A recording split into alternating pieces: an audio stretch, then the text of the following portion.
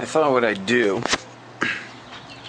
would be to show people the lengths that I've gone to protect myself from ignorant and, in some cases, criminally liable public servants. This is my property. It's owned absolutely by me. Nobody's got any interest in it. I don't have anything issued by the DMV attached to it. I don't have anything belonging to the DMV. This is a notice of sale. I'm basically letting people know that if they exercise dominion or they exercise control over my property, they agree to the terms and conditions of that contract. I'm letting them know how much it costs and what they have to do.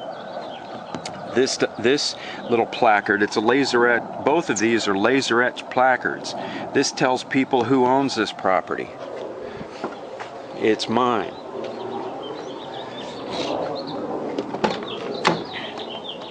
I keep the vehicle code. I've got a couple of copies of the vehicle code. This is an older 2002. Comes in handy. It's got stuff in there. I also have a volume of the annotated vehicle code. This is a 5-volume series. Keep a hard copy in here too. I've also got a for sale sign and, as you can see, private property no trespassing sign. Because apparently they don't get it. I also keep a folder in here that in the event I'm pulled over, I'm going to offer this to the officer. And I'm going to let the officer know that I want it submitted into the record of his investigation.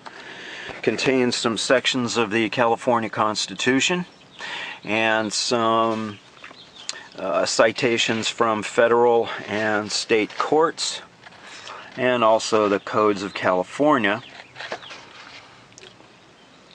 And the objective is to inform the officer of certain relevant issues in the hope that he does nothing more than comply with the law. For example, we're informed that there can be no sanction or penalty imposed upon one because of the exercise of a constitutional right. Well, there's some rights. I have the right to own and enjoy property.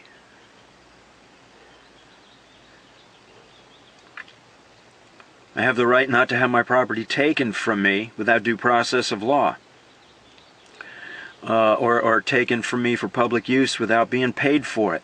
I also have the right to peacefully assemble, which means I can use my property to go meet with people and discuss my rights.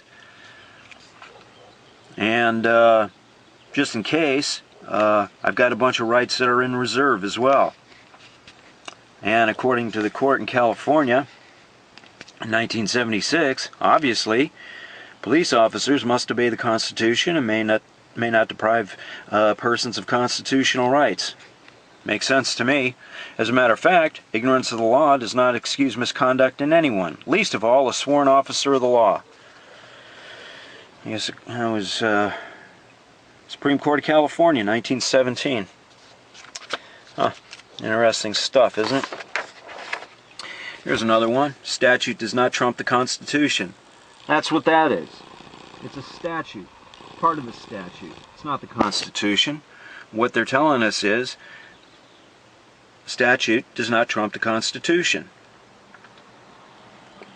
As a matter of fact, it is settled that the streets of the city belong to the people. And the use thereof is an inalienable right of every citizen of the state. I'm a citizen of the state. As a matter of fact, an officer who,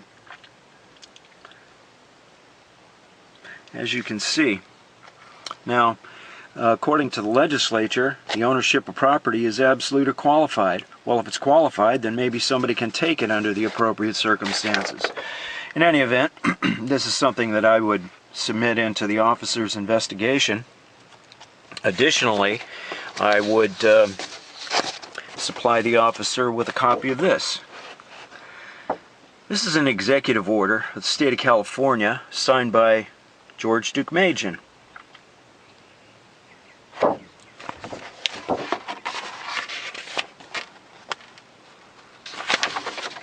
See? That's George Deukmejian's signature. And this executive order applies to police officers and all other government agents. And what it's telling them is, hey, don't be taking private property absent due process of law. Pretty simple, pretty straightforward. So these are some of the links that I've gone to protect myself from ignorant and errant public servants who are supposed to know what the law is they're allegedly enforcing. I've also got a contract posted in the rear window. So if a cop walks up and looks at it, hey, what's this? It's a contract. Don't touch or you agreed to buy it. See, I don't have any of the state's brand or state's property on my property. Therefore,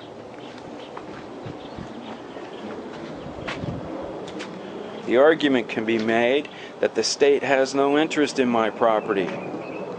So if a cop decides he wants to take it, on whose behalf is he taking it? If the state doesn't have any interest in it, who does?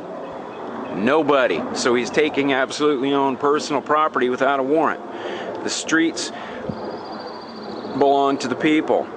The people have a right to use the street, to go to the store to buy food, to buy shoes, to go to the movies, to go to the beach. It's their unalienable right to do so.